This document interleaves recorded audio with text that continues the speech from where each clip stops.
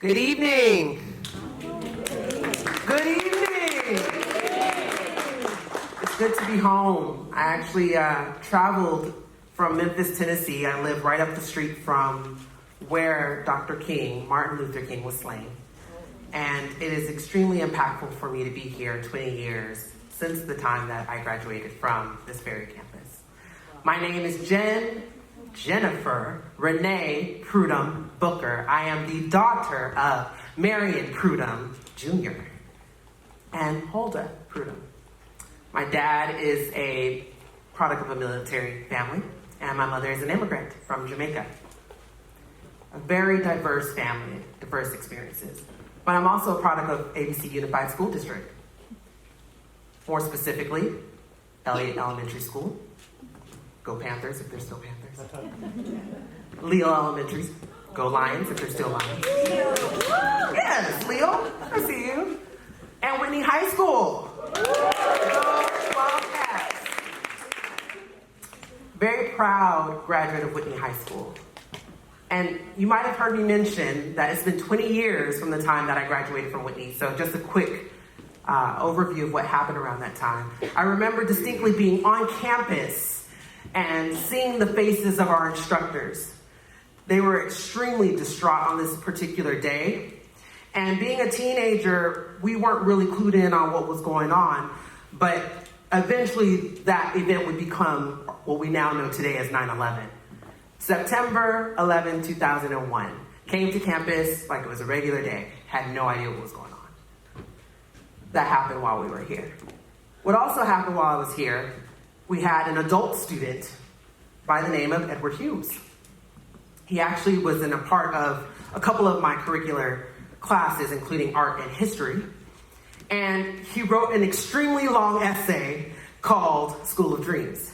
It was a book that was published about his time here at Whitney High School. That happened while I was here. There was also a time where there were 4 young ladies, Tiffany, Kristen, and Michelle, including myself, who had the opportunity, don't know how we got there, but we got there, to run track during a CIF competition at our high school. And one of the 4 schools that ran that particular day was called LA Baptist. I don't know where they are either still. LA Baptist is a very small school in the heart of LA, but in particular, when that relay team ran that day, that team at LA Baptist was anchored by none other than world-renowned Olympian Allison Felix. So we actually had a Whitney High School team that ran against, I know, devastating, Allison Felix at some point in time. And yes, no shocker, we lost. And probably I did not run anchor, which is what Allison ran. I actually ran second leg. Very proud of myself, I made it, okay? What is incredible about that moment is that happened roughly 20 years ago, and that record still stands today. We actually broke a school record when that happened. That happened while I was here. Another thing that happened that was extremely unique. Now, we had roughly about 1,000 students at that point in time, 7 through 12. And the senior class was about 175 students, give or take. Of that 175 students, 7 of them were African American or of African American descent. Now, while I know that sounds like a pretty small number, that was pretty significant. And up until this point, the class of, I hope I'm not getting this wrong, 2028, which would be the 7th graders, would be the next largest class to represent that demographic since, yes, 2003. Now, when I left Whitney High School, I ended up choosing Cal State University Long Beach. Go Beach if you're out there. And now I think we're Sharks or something like that. They're going through a mascot crisis. And I chose that school because I was deeply inspired by my sister Paula, who is an educator at Centennial High School. And it also didn't hurt that a little known director named Steven Spielberg turned in Schindler's List as a senior project the year before. So that was kind of incentive for me to go to Cal State. And when I was there, I had an amazing time. I was able to dive into a double major. It was design and merchandising. And that was the last time that they had ever done a double major, which probably said that maybe it was a bad idea that I chose it. But it was an incredible opportunity for me to not only tap into myself as an adult, but who I would be after the journey of college. So I can't express enough gratitude to my campus for supporting me and becoming a whole person, investing in me, and really sowing seeds of wisdom and opportunity for me to be the best possible adult and human being that I could be. And they loved me so much that they spat me out after I graduated into the recession. Oh yeah. Worst possible time to leave college. It was terrible, y'all. I was so impacted by that time that I still have a folder, maybe it's my trauma folder, but I have a folder of Google emails, roughly about 200 emails that I sent trying to find a job. Resume after resume after resume, rejection after rejection, declines after declines. Thank you, no thank you. You're qualified, unqualified, overqualified. How can you be overqualified and underqualified at the same time? It was tough. It was tough. So bad that it didn't matter if you had a CPA, MD, PhD degree, they weren't hiring. And if it wasn't for the 2 internships that I had at Cal State Long Beach, I would be jobless. And so I worked through those internships and tried to sew and understand, literally sew. I sewed for a celebrity designer in LA as an assistant.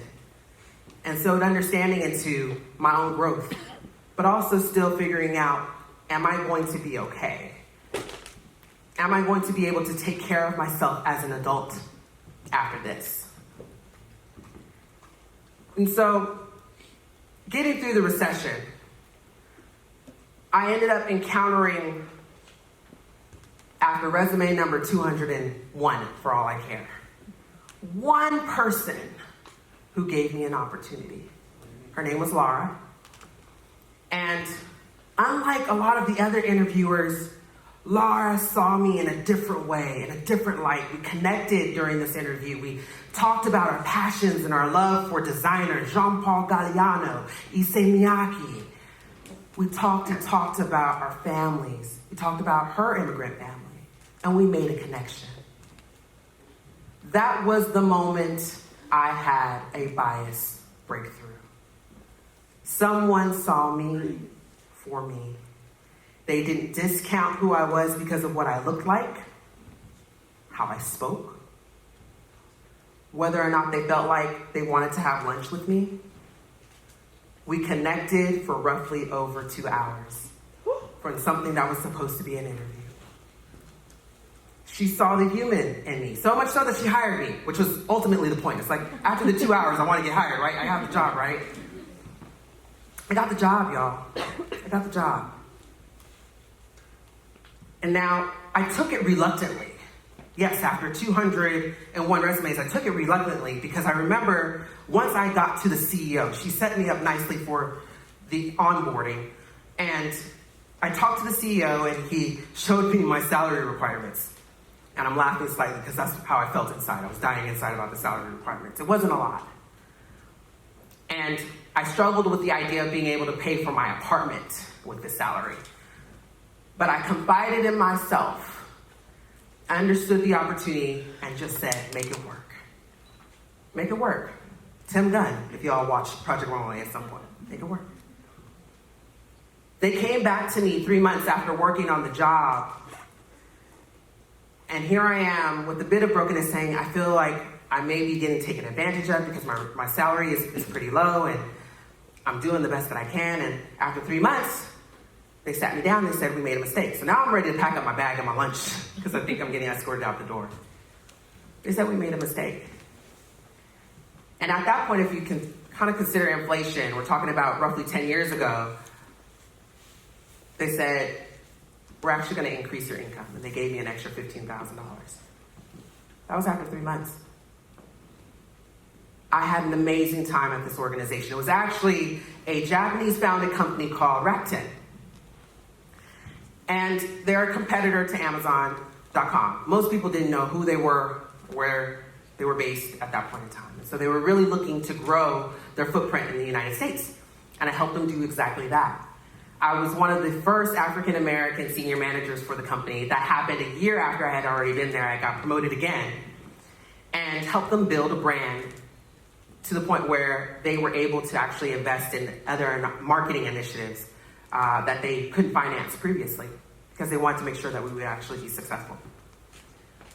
So not only was I the first African-American senior manager, I made sure to pass the torch. So initiatives like marketing campaigns, I made sure that our spokesperson was not only African-American, she was actually African-American and of Japanese descent. And that happened well before they had Steph Curry as a sponsor. There was another opportunity that I had. There was a chief executive officer and COO and a chief technology officer that actually asked me to come to the office one day. This is probably the second time I thought I was going to lose my job. So I was like, yeah, give or take, it could go well or it could be me falling on my face. And they invited me into a room and they said, we have 3 questions for you. The first question was, do you have a passport? Now, you might have heard me say that my mother is an immigrant. My dad was a military kid. He was actually raised in Germany. So passports were like a thing for us. I probably had a passport when I was of infant age. So I said, yes, I have my passport. Still don't know what this is about. Second question, are you willing to go to Japan? Now, if you had rewinded back to where I was roughly about 5 years prior, Japan was on my list. It was a part of my dying ambition and dream to travel to Japan as a fashion professional. I remember having pictures and magazines, and I would put together all these vision boards that would place me mentally, spiritually, physically in Japan. And here I was 5 years later, I had somebody asking me if I was interested in going to Japan. So it's like, yeah. When do I go? Third question, the when do I go part. Oh boy. Can you go in 72 hours? I know.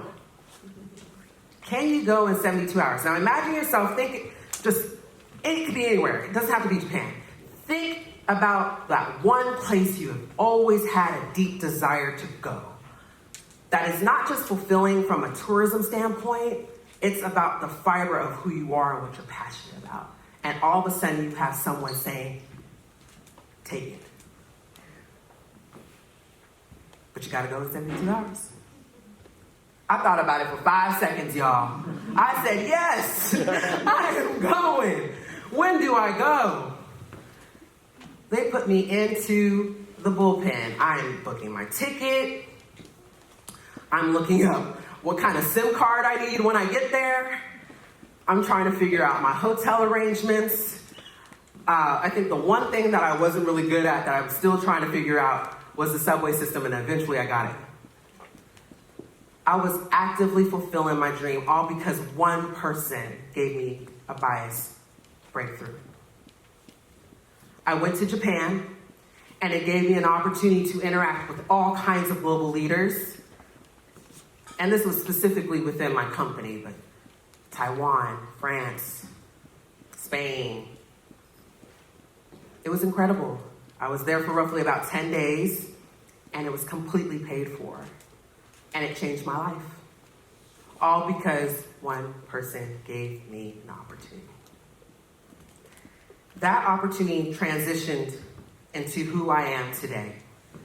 I was a fashion professional at one point in time, yes, but I, post-recession, started to dive into what it meant to be an e-commerce professional and truly invest in not just big brand businesses, but invest in all of these unique entrepreneurs that were looking for a way to grow their business, scale their efforts, and keep low overhead, and e-commerce was that way.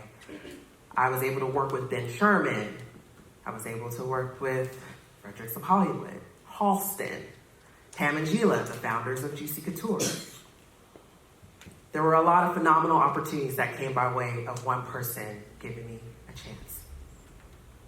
So with that, I learned 3 valuable lessons. Number one, never let anchors of the past become anchors of the present. The same little girl that faced microaggressions as a micro-minority in Cerritos, the same little girl who was chosen last in many cases, whether it was for a team assignment, a group assignment, any kind of assignment. The same little girl who's misunderstood for having unique hair. Is your hair real? Is your hair fake? I heard enough of that over the years. The same little girl who oftentimes didn't have a best friend to walk to their house and hang out with after school. My best friend, my parents would actually tell you this, oftentimes I was so much of a pariah. My best friends at an elementary school level were literally my dad's plants. It was that bad, y'all. Was given an opportunity. But I didn't let those experiences allow me to say no. Anchors of the past do not have to be your anchors of the present. The second lesson that I learned, you might have heard this quote that says, luck is opportunity, right? Luck is opportunity that presents itself. But to me, I don't really weigh heavily on the luck piece. It's not that I don't believe in luck, but if you had saw what my parents went through, if you had saw what I had experienced, I said, oh no, this is not luck. This is actually manifestation. I have been continuously working on the person that I wanted to be. And that was largely, to me, manifestation. Luck is when opportunity meets preparation, but manifestation is when purpose meets preparation and opportunity. I had literally manifested the person I am today from the time I was a child. Didn't matter what I went through. But what mattered was that I was intentional about every decision I made and pushed myself to persevere even when it wasn't going right, even when it was ugly, even when it was dark, and relished in the moments when it was beautiful, when it was unique, when it was thriving. And lastly, lead by example, but do it with grace. I'm so sure that many of you have come across countless leaders in your life, but everybody doesn't lead with grace. Leadership can be powerful, it can be endearing, it can be compelling, it can be strong, but it also can be toxic. It can be demeaning. It can be oppressive. It can be sickening, devastating, domineering, and just downright mean. Lead by example. Do it with grace. I found a lot of opportunity in life because I met leaders that did not lead with a hammer. They led with grace and elegance and poise. They talked to me like I was a human. They talked to me like I was worthy. They talked to me like I was valuable. They treated me like I was $1 million even when I felt like I was 10. And so those same folks taught me how to be a better leader. Not to be cliche, but that's what it was. And so in living through my bias breakthrough, I not only learned how to be a better human, but I thought about who I was when I was on this campus, who I am when I come and visit my parents who still live in Artesia, who I am as a mother to my son, how I'm leading him, how my husband and I lead and support each other, how I lead my team of 7, and how we lead together as community members. Your bias breakthrough is right in front of you and you don't even know it. And what I would hope you would do after today to get to your bias breakthrough, lead with grace, lead with understanding, and lead with love. Thank you.